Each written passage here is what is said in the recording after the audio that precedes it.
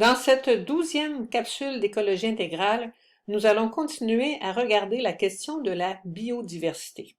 Je vais citer quelques chiffres en commençant et je les ai pris dans un document rédigé par Jérôme Duprat, qui est un scientifique et qui est titulaire de la chaire d'économie écologique à l'Université du Québec en Outaouais. Peut-être que vous connaissez Jérôme Duprat d'une autre manière parce qu'il est aussi bassiste pour les Cowboys fringants, mais c'est un homme très engagé au niveau de la protection de la nature.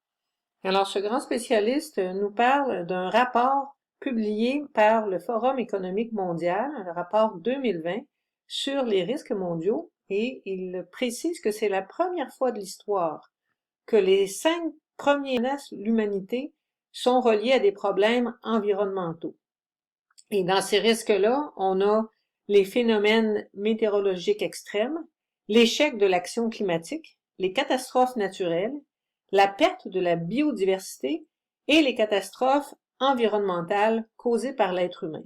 Remarquez que tout ça, c'était peut-être avant que sorte la pandémie de COVID-19, mais d'après les spécialistes, elle est reliée aussi à la question de l'environnement parce qu'on empiète beaucoup sur les zones où se trouvent les animaux sauvages et on devient ainsi en contact avec ce qu'on appelle les zoonoses, c'est-à-dire les maladies qui sont d'origine animale. Donc, il y a un lien aussi entre l'exploitation de la nature et la pandémie qu'on vit actuellement. Pendant qu'on aborde la question de l'effondrement de la biodiversité, j'aimerais faire remarquer qu'on est en train de regarder aussi ce qui se passe dans notre maison commune. Ça, c'est la manière de parler du pape François et c'est le titre du premier chapitre de son encyclique Laudato Si.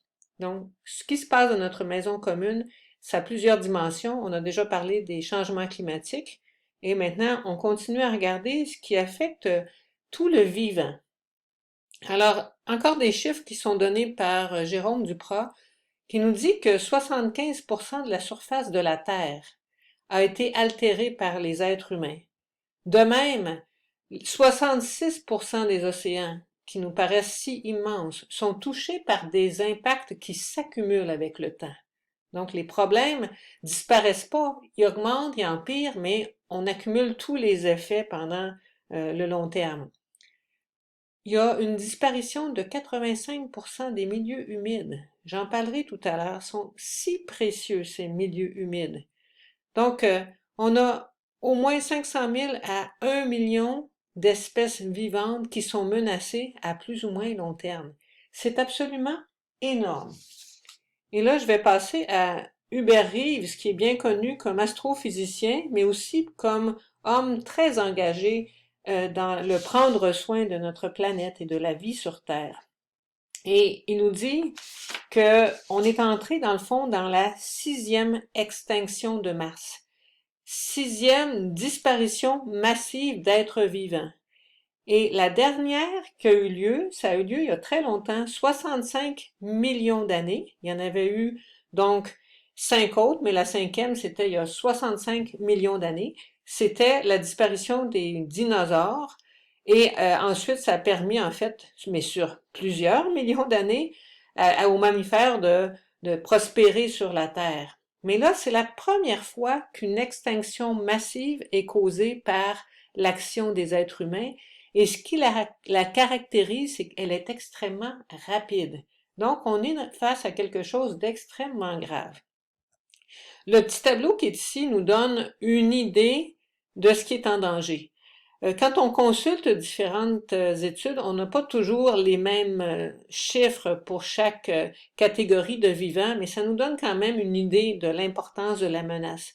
Donc, les amphibiens, comme les grenouilles, les crapauds, 30%, les conifères, 25%, les récifs coralliens, 25%, les stocks de poissons, 25%, les mammifères, 21%, les oiseaux, 12%, mais il y a des fois qu'on a des chiffres qui sont encore plus graves.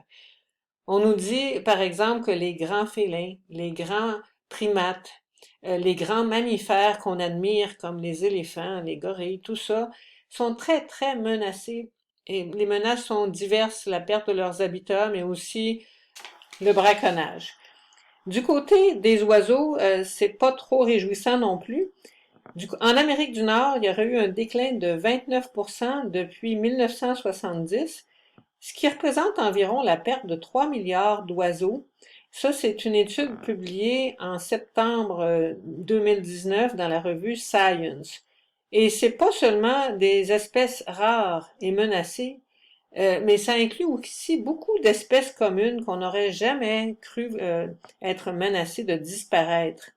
Donc, il y a des oiseaux chasseurs, des passereaux, et même des parulines, des carouges, des hirondelles. Je ne sais pas si vous avez remarqué comment on voit moins d'hirondelles, même ici au Saguenay-Lac-Saint-Jean, par rapport à il y a 20 ans, 30 ans. On pourrait là mettre des photos d'à peu près toutes les sortes d'animaux de la Terre. Ici, vous avez un lémurien, qui est une sorte de primate qui vit à Madagascar, donc une île qui est à l'ouest de l'Afrique, dans l'océan Indien, eux aussi très menacés. Et du côté des poissons, il y a plus du tiers des poissons qui sont menacés par le réchauffement du climat. Mais on ne parlera pas aussi de la surexploitation au niveau de la pêche. Donc, les menaces sont multiples. Et ça touche aussi les insectes de toutes sortes qui ont connu des déclins importants dans les dernières années. Est-ce qu'on pourrait pas dire, dans le fond, que notre bonne vieille mère, la Terre, qui porte tellement de vivants, est en train de vieillir prématurément. Elle prend un terrible coup de vieux dans sa capacité à supporter la vie. Et en fait, ce sont les êtres humains, c'est nous qui avons causé ce vieillissement prématuré de la Terre. La semaine prochaine, on continue encore pour une dernière fois à regarder la question de la biodiversité.